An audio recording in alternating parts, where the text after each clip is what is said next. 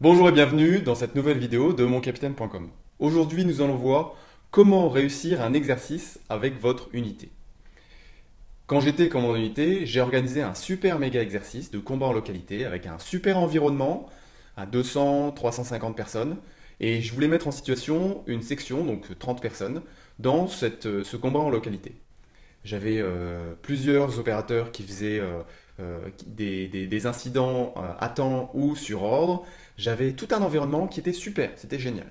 Et en fait, mon exercice a pas si bien réussi que ça, pas aussi bien réussi que je ne le voulais. J'ai un chef qui m'a donné un super truc que je voudrais partager avec vous. Mais avant, vous êtes libre de recevoir mon super bonus, les 3 outils du super chef. Pour ça, vous cliquez sur le lien qui apparaît en dessous de la vidéo ou vous remplissez le formulaire en bas d'article. Alors, c'est quoi ce super truc du chef qui est venu me voir sur le terrain et qui a vu que c'était pas si parfait que ça? Eh ben, j'avais créé mon super exercice, j'avais laissé le temps à mes subordonnés de s'organiser, de donner leurs ordres, mais il y a un truc que j'ai pas fait. C'est que j'ai pas participé à la formation de mes cadres. Je m'explique. Qu'est-ce que j'aurais dû faire selon ce chef-là? Et je trouve que c'est vraiment quelque chose d'extrêmement important, c'est pour ça que je le partage. J'aurais dû donner mon ordre et la veille de l'exercice, partir avec mes cadres et jouer l'exercice sans la troupe, juste avec les cadres. Ce qui fait que tous mes cadres n'auraient pas eu la contrainte de l'exemplarité, de l'infaillibilité du chef, de plein de choses, de la pression qui fait que les hommes les regardent et ils attendent quelque chose, et voilà.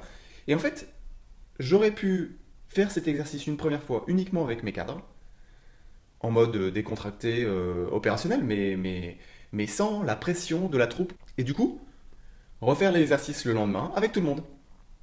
Voilà. Donc sur la deuxième section que j'avais, 15 jours plus tard, quand j'ai refait l'exercice, j'ai appliqué ce conseil.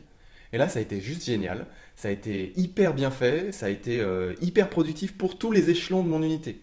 Du jeune soldat jusqu'au chef de section. Voilà. Donc, si vous voulez réussir un exercice avec votre unité, faites travailler vos échelons un par un pour que chacun puisse être confortable dans une zone de travail et ensuite complexifier l'exercice en les mettant ensemble petit à petit. Mais si vous fragmentez les choses petit à petit, vous aurez une puissance d'impact de résultat de votre exercice qui sera 1000 fois meilleure que si vous aviez fait juste l'exercice de manière brute. Voilà. J'espère que ce conseil vous a plu. N'hésitez pas à l'appliquer, à l'adapter à votre situation et à donner vos bons conseils ou vos bonnes pratiques dans les commentaires de la vidéo. Je vous dis à très bientôt dans une prochaine vidéo. C'était Rodolphe de moncapitaine.com.